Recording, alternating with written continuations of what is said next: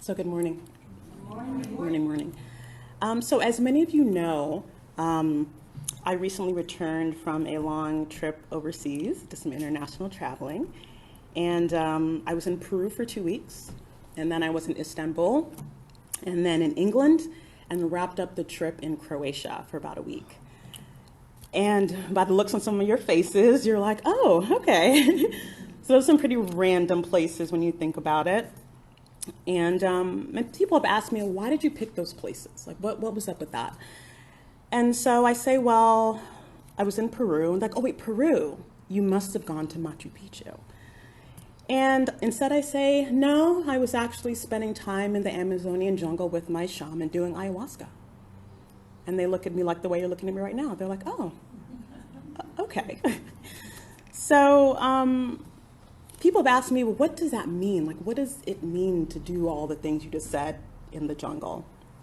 And so I tell them that it's really a time to go inward, a time to disconnect, because when you're in the jungle, there is no electricity, there is no hot water, you are bathing in the river. It's a very disconnecting time. And it's a time to get back in tune with Mother Nature. That's what it is, to get back into our bodily rhythm. And while I was in the jungle, I really loved to learn the different notes of the symphony of the birds and the insects and the animals. It was beautiful, truly beautiful music, the acoustics of the river flowing.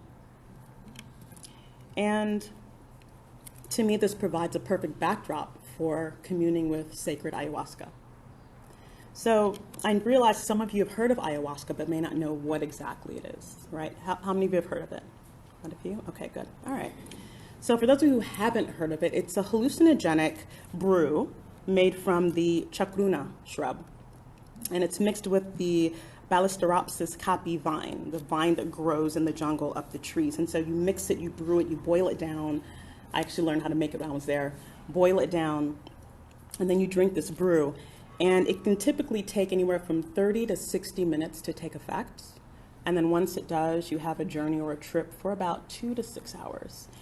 And during the trip, you can experience euphoria, hallucinations, auditory sounds. Some people see past lives, all that stuff. But for some people, they vomit, they have diarrhea, and it's very anxious and fearful for them. But I always say that it brings up basically what lays hidden that needs to come up for you and be dealt with. So if you go into it like that, you just know, whatever needs to come up is going to come up for me, and I need to be ready to release it. So during my time in the jungle, I partook in 2 ceremonies. And in preparation for the first one, I spent the day setting my intention, and because the ceremonies normally take place in the evening. So, and in the spirit of transparency, I'll go ahead and share with you some of the intentions that I set. I wanted to open up more of my clairaudient gifts. I'm subjectively clairaudient, which means I hear things in my head, but I want to work on hearing things objectively outside my body. But I know that I may get scared if I hear someone say, make a left, really loud. But I want to step more into that and not just hear it internally. So I asked for that gift to be ranched up. And then I also wanted to strengthen my healing powers. I am a Reiki master and also do a lot of energy healing, but I really wanted to ramp up the energy in my healing. I also wanted to deepen my divine feminine energy because I do a lot of workshops with people healing our divine feminine, so I wanted to kind of open up that more. And then I wanted more clarity and connection with my spirit guides. I just wanted to be able to hear from them more clearly, more directly, more often, just so I can have more guidance and wisdom from them.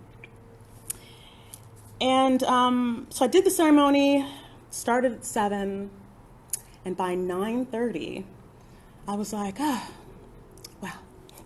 I didn't get much. I had a few body feels, but that was it. So I was like, oh, all right.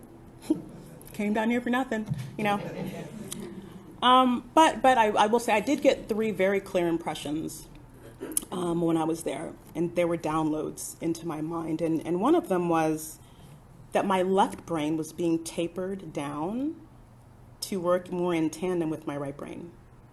And I literally felt like a pressure of it moving down. And when I say an impression, it's like they communicate with you, but without words. So like something's happening and all of a sudden you know what's happening. It's like they're moving this down so this can work in tandem. I was like, oh, because I'm very left brain dominant being an attorney.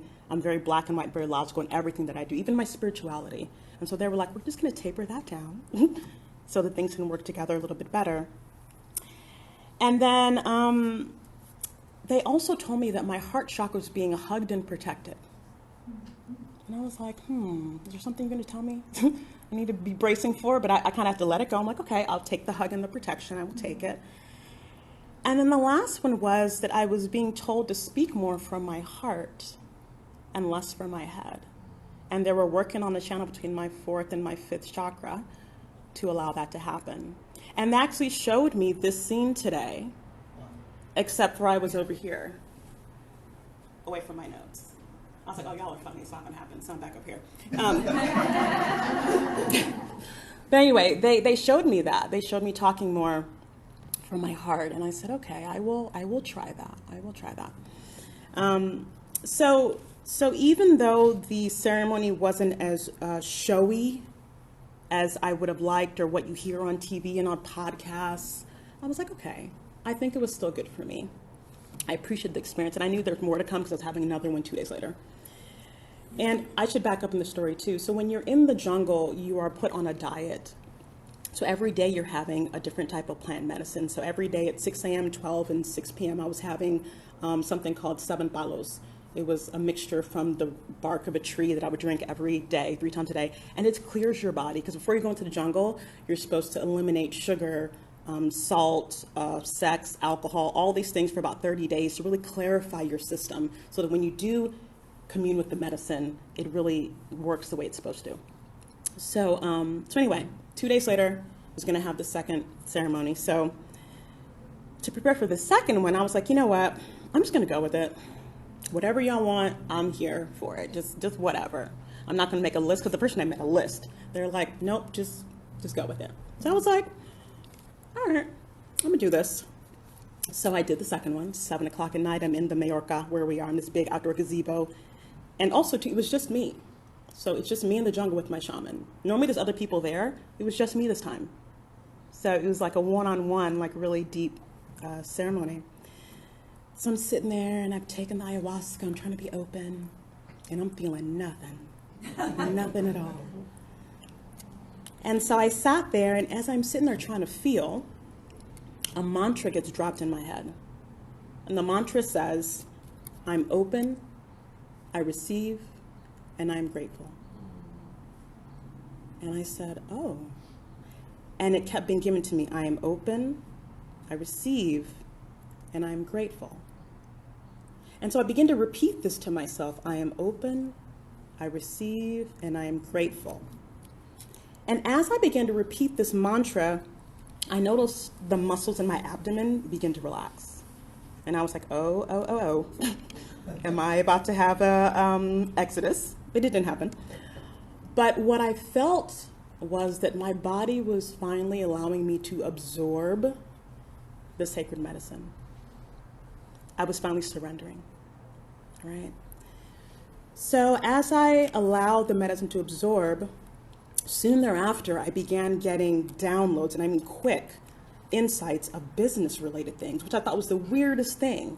It was all these business ideas, who I was going to be working with, and all these things to add to my offerings. And I was just like, what? Like workshops and retreats, all these things.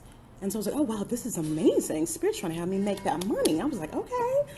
So I'm all excited about it. And then they also, oddly enough, gave me a new dietary plan. They told me that they wanted me not to eat meat on Mondays, to eat fish on Fridays, salad on Saturdays, and I can have pork on Wednesdays. The weirdest thing. I was like, okay, well, I'll do that. Didn't ask questions. And then the last insight that they gave me was they wanted me to do more trance healing.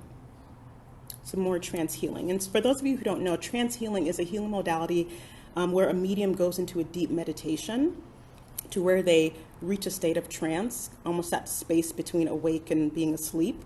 And then you link and blend with the spirit team, your spirit team, And the healing comes directly from them through your aura and blends with the aura of the person who you're working with, right? So unlike Reiki, where you're not doing anything, you are just surrendering fully and allowing your people to do their healing. And so I thought this was interesting because it's something that I wanted to work on years ago, but I just kind of put on the back burner.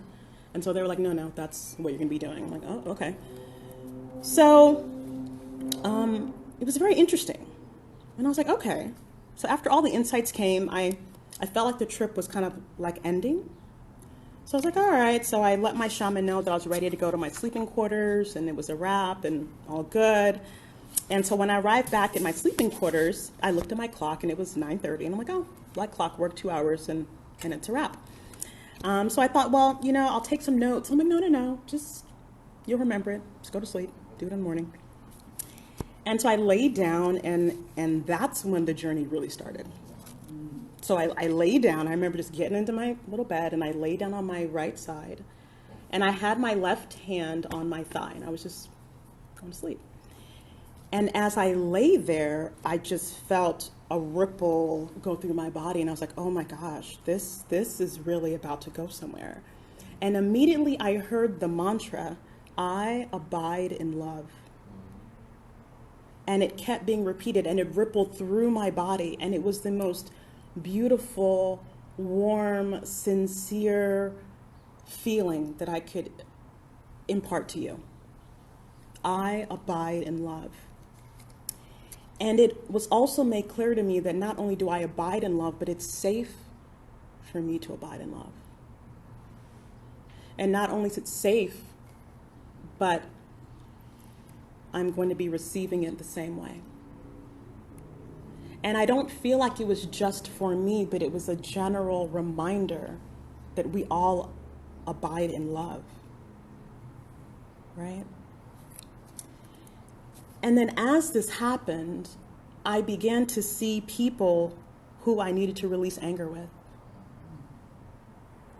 all from different parts of my life, different scenarios, different situations. And I was just releasing anger with them. And as I did it, I actually felt my body becoming lighter as I literally released the heaviness of that anger that I didn't know was stuff from like childhood, like all kinds of stuff came up. Coworkers, everything, family. It was amazing. I did so much releasing, so much karma cleansing, and it just felt so good in that moment. And then as I was laying there, I was shown my left hand that it contained a special gift. And they gave me a phrase called love activation, that I had ability to activate love with this hand. And I was like, interesting. So I remember having my hand on my thigh, and I squeezed my thigh. And as I did that, a part of my body lit up, and it showed me what trauma was being held there. And I was like, oh, then I would clear that trauma, and I'd squeeze my thigh again. And another part of my body would light up and show me what was being held there. And I remember squeezing my thigh. I just kept going, and I kept clearing and going and clearing until I would squeeze and my body wouldn't light up anymore. And I was like, wow. And I was like, I better do this when I get out. Because you're sleeping, but you're awake. So you know what's going on, but you're in this state. And I was like, oh my God, okay. And they would show me I was going to be helping other people with this thing. So it was amazing. And then I finally fell asleep at some point. And the next thing you know, I was waking up at 6:30 in the morning to the rooster. And it was amazing, right? And so you're probably wondering why I shared all these intimate insights with you, because people don't normally talk about their journeys. They're very personal. But it was shown to me during the journey that I abide in love needed to be what I talked about today. And I needed to bring it to you guys today. But that's all I knew at the time. So knowing that I needed to talk about I abide in love, I was like, well, this is the beginning of my trip. I'm going to all these other countries. I'm sure over the next few weeks, they're going to give me some more information because I can't do this by myself. So after I left Peru, I headed to Istanbul for a short period of time. And while I was there, I met a new friend in my hotel, literally within 5 minutes of walking. And I walked in, put my bags down, went to the bathroom, and then my friend was in the bathroom. We started talking, and the rest was history. We ended up walking around town all day, exploring the city together, and actually had dinner together. and got really intimate, with things that were going on in my friend's life. And I felt like I gave some very good words of healing to this person. So I'm like, oh, I guess that's why I needed to be here, But over dinner, we talked about what I did. Because my friend said, what do you do again? I said, I'm a medium. My friend was like, oh, I don't like that. I was like, oh, okay. So, but my friend explained to me that he had had some very scary experiences with spirit when he was young with his family. So I was put in a place where sometimes we need to defend what's dear to us. But I decided to abide in a place of love and share from my heart why I felt that what I did was healing, why I felt that what I did was nothing but love. And I did it in such a way, I'm proud of myself, that he was really open to it. And by the end, he understood what we did and why and how it really is love, right? So it was all about, I told him, keeping my vibration high enough to stay in love so that I could be a channel for healing. And so after that happened, I'm like, okay, I think that was part of what I was supposed to talk about. Thanks, Spirit. But if you want to give me some more, that'd be great. So I waited, and I headed to England after that. And so I went to the Arthur Findlay College, which you guys heard a moment ago in my intro. It is a place in Stansted, England, and it's a college for the study of psychic sciences and psychic phenomena. And I took a course there with Tony Stockwell, and he's a renowned medium psychic in the UK. And on this week-long course, you're put in groups throughout the week with other world-renowned tutors who are there. And you meet other people from around the world, other mediums and psychics from around the world, so you get to see how they do it in Germany and Norway and all these other places. So we devote our time weekly to really understanding how we can best be a channel for healing throughout this group work. So as I sat in classes and group exercises all week with all these wonderful people, it really became clear to me that our job as light workers and mediums is to keep our energy in that vibration of love. We're supposed to all abide in love, no matter what. And we need to do this so that we can sense when a soul's human is hurting and needs healing, right?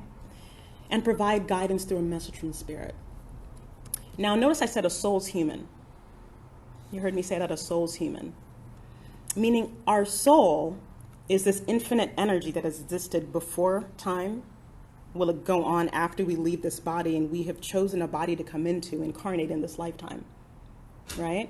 So I gave my brain during the week permission to shift from seeing someone as my fellow human being to seeing them as my fellow soul whose human is having an experience of X. Does that make sense? Right? And this shift allowed me to really abide in love and really mean it. My soul's human is having a situation today. My human is feeling sad today. Do you know what I mean? It gives you a little bit more empathy when you realize we are all souls, but we have a human that we have to deal with, right? So it changed the way I looked at others. And over the course of the week, I noticed that it was easier to do readings with people once I made the shift. Because it simply allowed me to see and fall in love with their soul, right? So I returned to the States a little over a week ago, and as I sat down to begin to put into words all that had been swirling through my head over this past month and a half, I was brought back to the phrase, I abide in love. But then I asked myself, my logical brain was like, well, what does this really mean though, right? So of course, I look up the word abide, because it's not a word that I normally use. I'm a bit of a wordsmith, but I don't really use the word abide. It's a really strong word for me, so I don't use it. So I looked it up, and it says to remain fixed or in a stable state. So to remain fixed or in a stable state. So stable as in not likely to give way or fluctuate. And fixed as in locked, immovable, settled.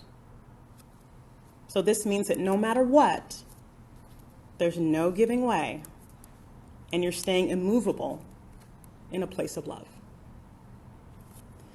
So who here thinks that that is an easy feat? Oh, one hand, right? And this is what had been moving through my mind the entire time these past few weeks. How could I always stay immovable in a place of love? Like on the freeway when someone cuts you off, then flips you off? Stay in love. Like when your significant other disrespects you in the lowest of ways? Stay in love. Like when a family member hurts you with their unforgivable actions, you have to stay in love. Like when children are being needlessly massacred in schools, you gotta stay in love. Like when your rights as a woman are seen as less than, you gotta stay in love. When you're being discriminated against or killed because of how you look, who you love, the color of your skin, you have to stay in love. You know, all the things that we navigate in this world, staying in love. So the question remains, how can we abide in love? And I think that my experience at the college was meant to provide an answer for me. And it is for us to stop looking at each other as humans and start seeing each other as our soul's human, as the wrapping paper, the spacesuit, so to speak, of our soul. And when we begin to see ourselves in this way, we give each other permission to be authentic in a safe space, trusting that whatever is revealed is whatever is seen is meant to be healed. So as I pondered this more, 3 things came up in my mind to help us begin to shift our energy to abide in a place of love. And the first one was to see each other's souls human with grace, even when they don't deserve it. So let's face it, humans aren't the nicest to each other. We're just not. No. Humans tend to be limited by what their minds can conceive. And because I don't know or can't conceive what true unconditional love is, because we live in a world full of conditions, nor can we conceive of what true abundance is, because we are socialized to take and amass instead of give and share. Humans, we mentally abide in scarcity and in fear, in that mindset. And when seeing through the lens of scarcity and fear, you perceive everything as a threat to your safety, a threat to your emotional well-being. And when you begin to live in a state of distrust, you feel that at any given moment, someone's going to come and take what's yours and leave you in a vulnerable state. And when humans remain fixed in this state of distrust, the human body, because it's intelligent, responds accordingly. And it makes sure that we're ready to fight in that thing called fight or flight mode, right? You guys have all heard about that. I call it gas pedal mode.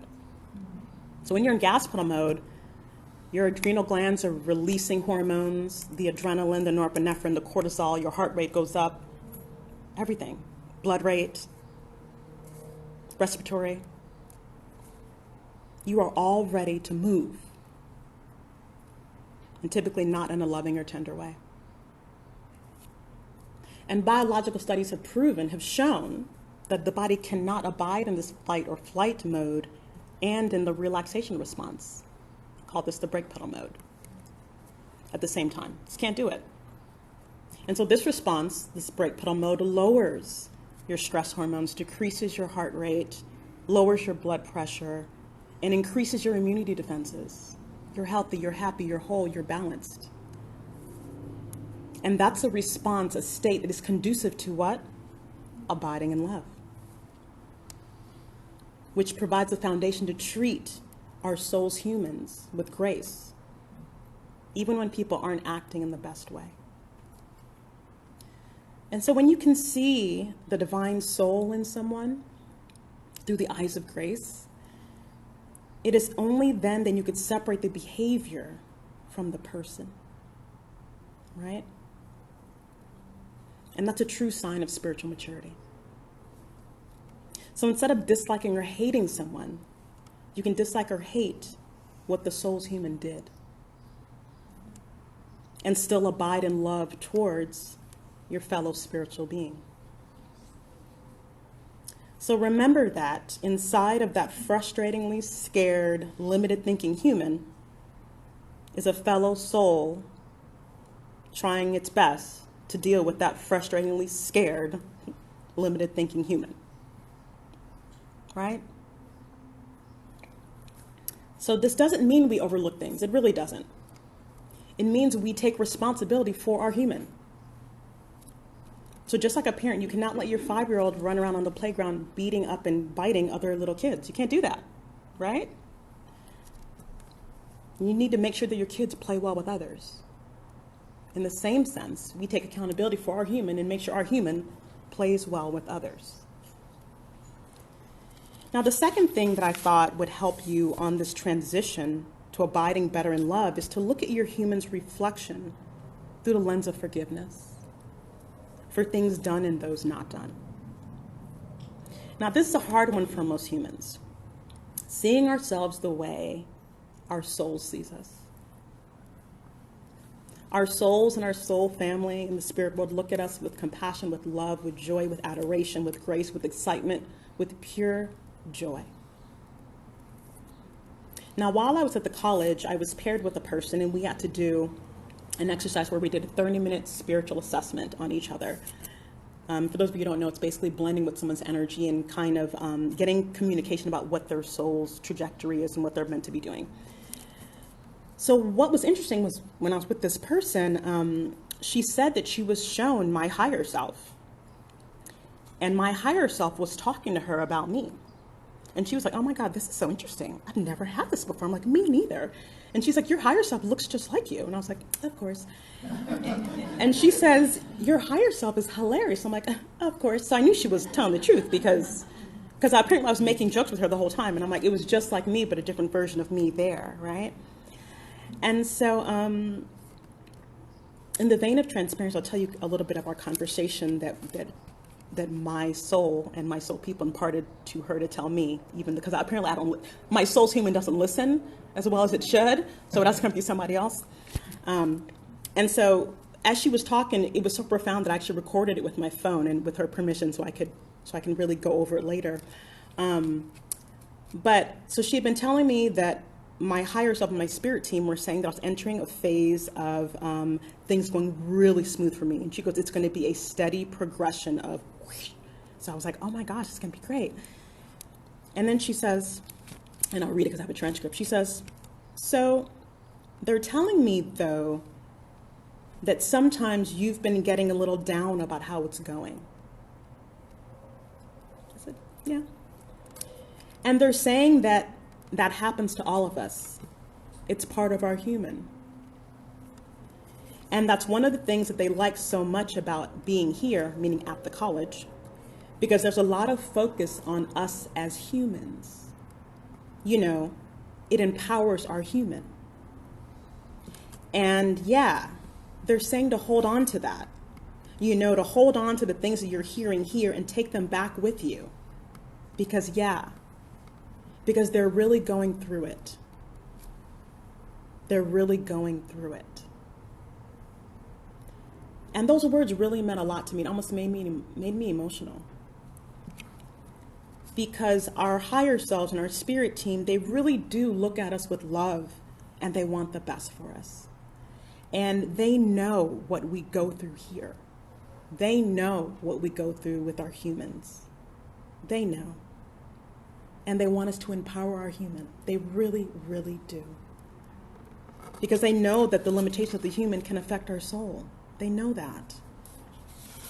So they want us to empower our human so that our human can openly hear and receive guidance and wisdom and love from our soul. All that our soul wants to impart to us. So when we look at our human with forgiveness, and we allow ourselves to accept this grace that our higher selves and our spirit team is continually extending to us,